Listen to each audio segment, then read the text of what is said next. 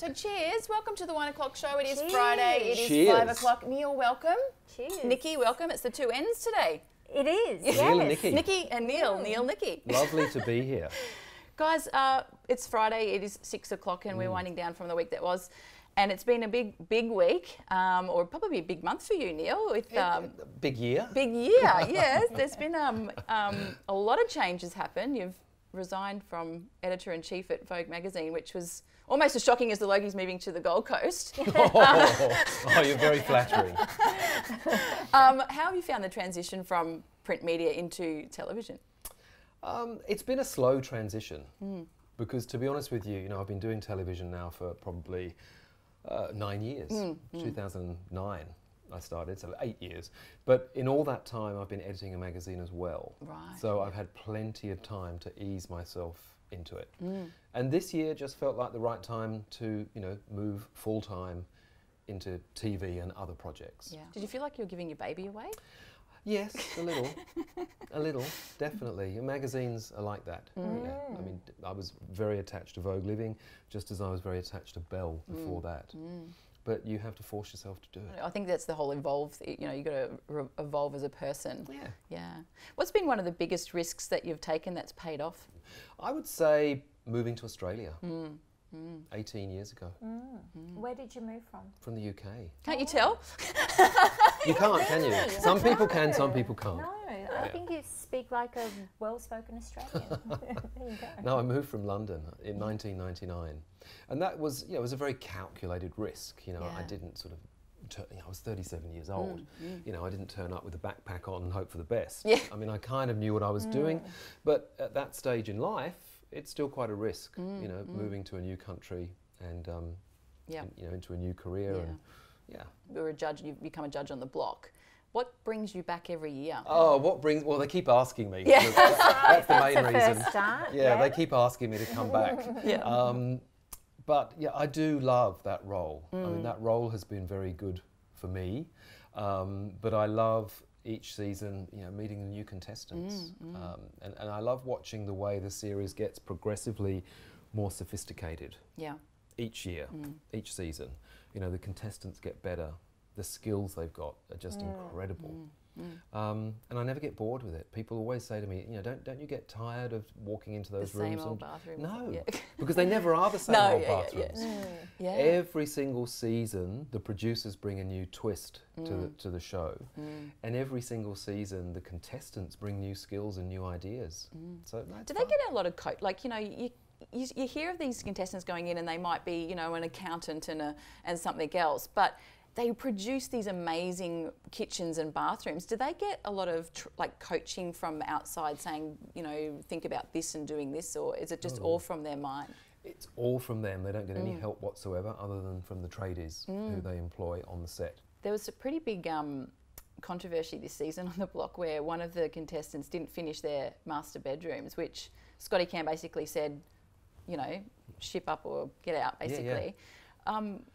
What was your thoughts on all of that? Look, I think he was right to react the way he did, and I think we were right to react the way we did as judges. It was poor sportsmanship. I am a huge property nut, and I've actually owned one of the biggest real estates on the Sunshine Coast. So I'm in love with your new show that's coming out this Wednesday, the 27th of September, called Love It or List It. Can you tell us what we've got in store, or what you've got in store for this episode? Well, yeah, hopefully you've got a lot of fun in store. It's essentially a competition between myself and my fellow host, Andrew Winter, who you would know from Selling Houses Australia. And we are engaged each week in persuading a couple, a family, to either sell their house or stay and renovate. I'm Team Love, i.e. I'm the one that gets to renovate the house and persuade them to stay. He's Team List. He's the one that gets to show them some amazing real estate in their area, in their price bracket, within their budget, property that ticks all their boxes, and try and persuade them to sell up. And we have a lot of fun along the way. Yes. Who's winning so far? Who's got the... I couldn't possibly tell you that. That is highly classified information. Keeping score as like little tallies but hey, look, in the lunchroom. It's a good-natured competition between the two of us, but the real winners are the families, the homeowners, whose houses get made over, because regardless of whether they stay or go, we still go through the reno. Do you think that once a person's mind's made up and you go, they're thinking, I want to sell it, I want to move it on, and then you renovate it and you make it look fabulous, and they go, oh, well, maybe I do Look, stay. I can't give too much away, but let's just say that there were some interesting outcomes. But the great thing for me was working with real families, real people, real dilemmas. These were real Aussies who got things wrong with their homes. Home's too small for them. They've got umpteen kids. The house is too big for them because all the kids are gone. Yes. The house is falling down around their ears. There was all sorts of problems. Yeah. What I think is interesting, I think the age what we're living in now is like the decorator age. I don't think we've ever seen it so popular, the home decorating. Previously in history we've seen, the media room be really big, or it's about the TVs, but now it's all about the cushions and the vases and that whole Kmart style of decorating. Do you love that now the everyday Australian is going down that track, or do you find it appalling that it's so homogenised? Oh, absolutely the first Right. thing that you said, the former. I absolutely love the fact that Australia is now in love with their homes. I mean, I always call it the MasterChef effect, but for homes. Right, yes. You know how when we started to see shows on TV like MasterChef, everyone suddenly became a cook or wanted to be a cook. Yes. And everyone suddenly got so excited about food and cooking and how to present. The same. Same thing has happened with shows like The Block and Home Rules and Selling Houses. It's made all of us stylists, decorators. When I first started doing The Block 7 years ago, nobody knew what an interior designer was. Everyone knew what a reno was, but nobody knew about interior design or interior decoration. Yep. And I love the fact that everyone's getting so excited about it now. There's whole online forums about how to decorate with your Kmart. Yes. Kmart Is there goods. some tips and tricks you can give the viewers about how to renovate, or how to not renovate, but say decorate their home on just like a Kmart Target budget? They don't have to go out to the Cocoa Republics to buy pieces of furniture or... Totally. Look, I mean, there's a million ways to do these things depending on what you've got to spend.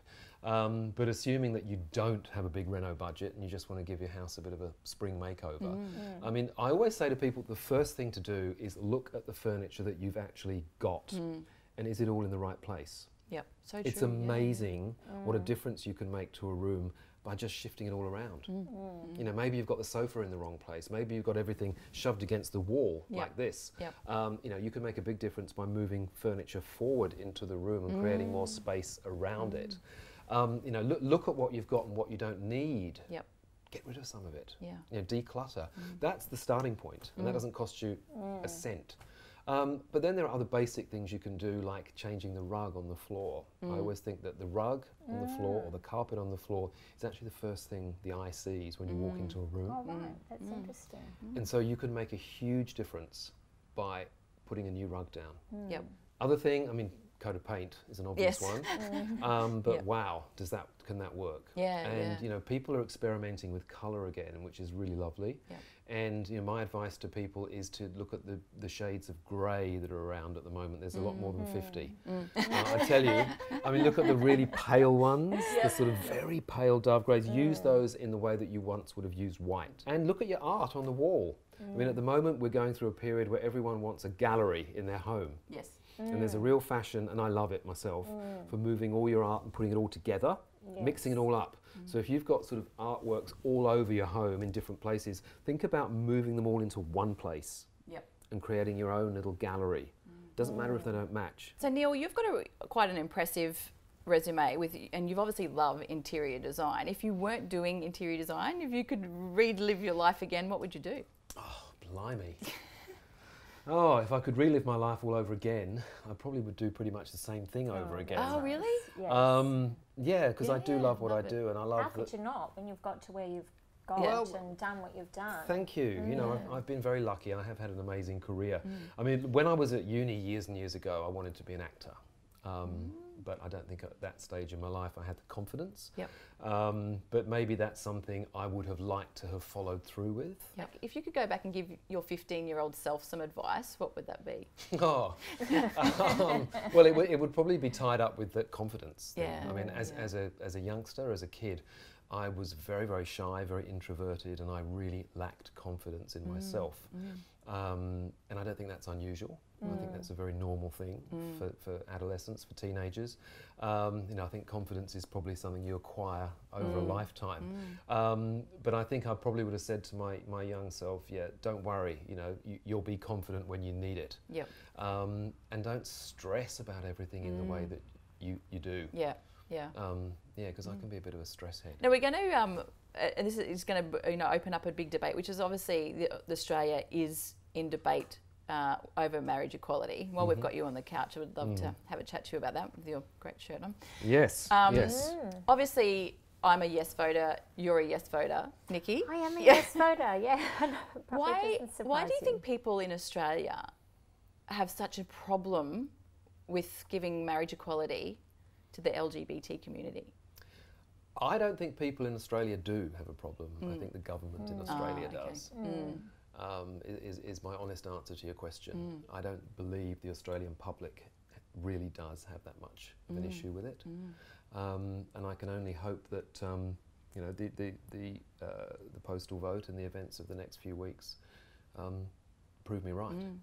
Is there a message that you'd like to get out there to those no voters to try and, I guess, not persuade them, but sort of talk to them about why? Look, we live in a democracy, and the no voters have every right to be no voters. You know, everyone has a right to their decision.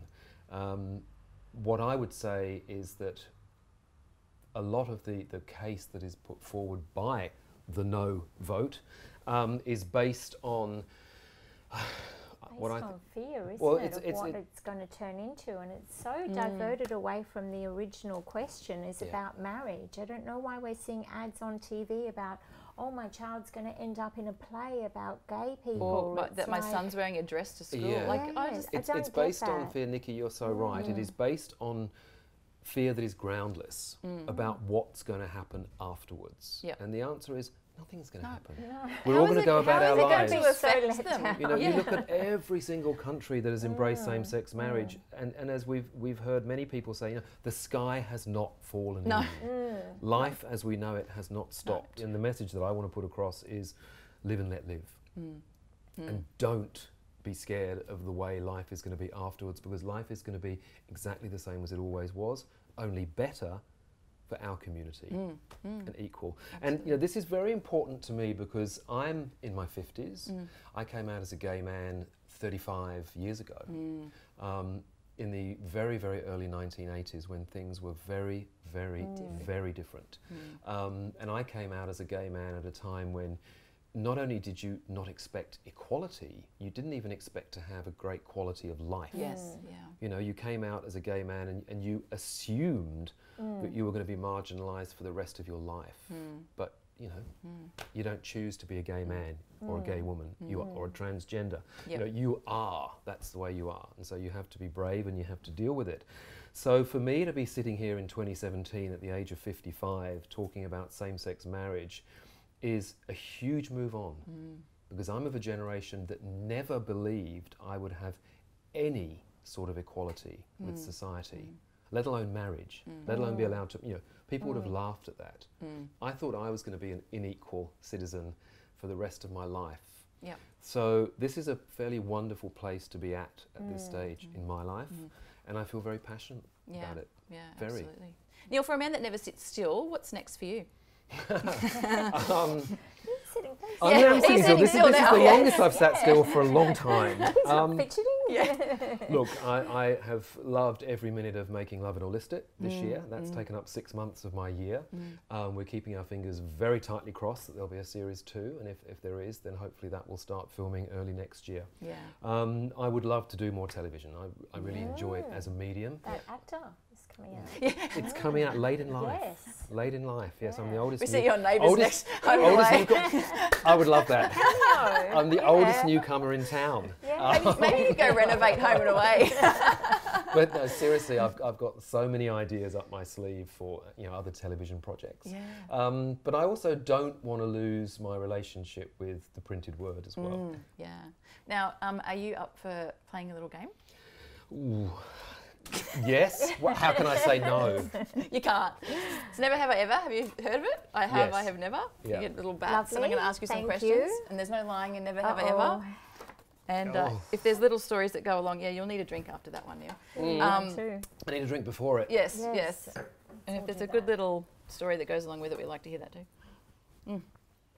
All right. Never have I ever gone commando. I have to say... What? Commando.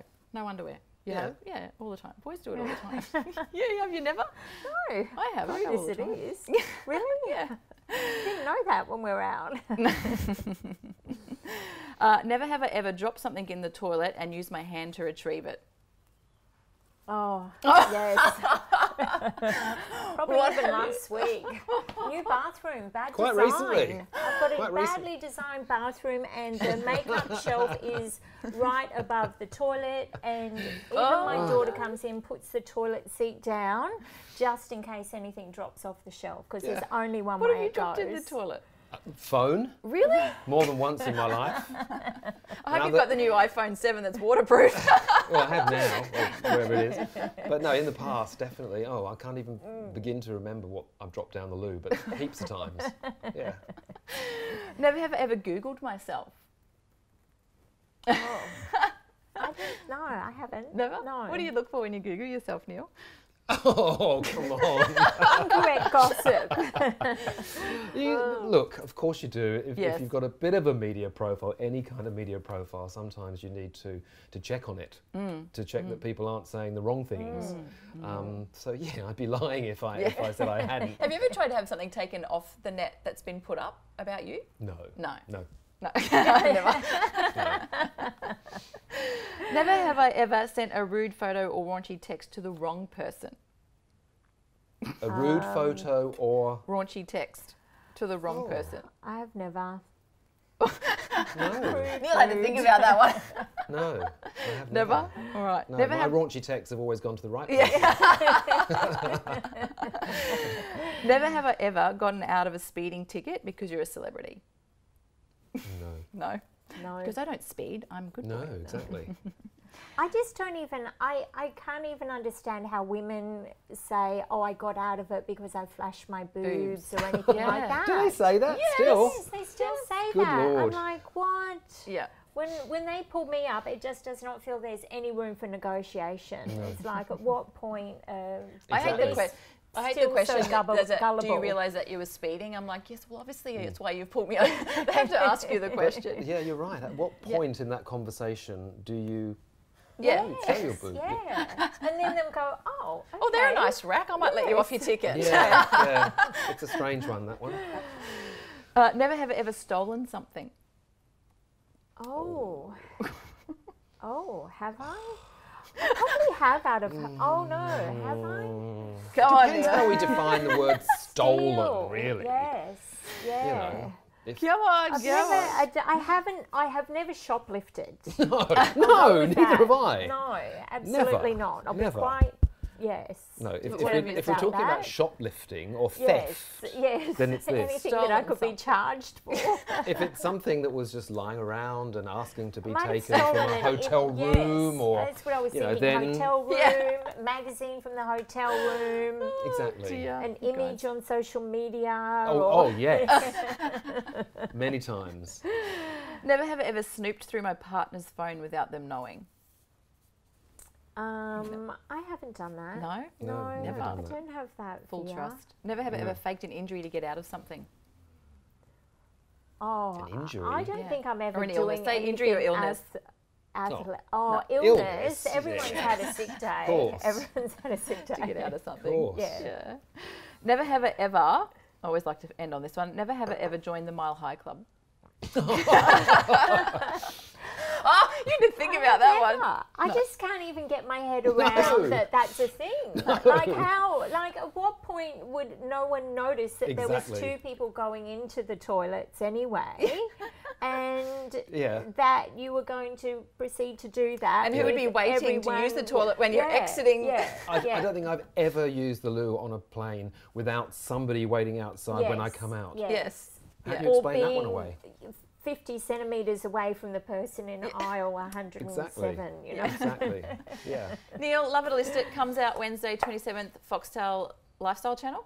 Lifestyle Channel, What time can we all sit 8:30. down? 8:30 Wednesday 27th. Awesome. And every Wednesday thereafter for 10 weeks. Fantastic. And here's to season 2. And here's to a fabulous weekend. Yes. Cheers. Thank you. Cheers. Thank you. Cheers. Cheers.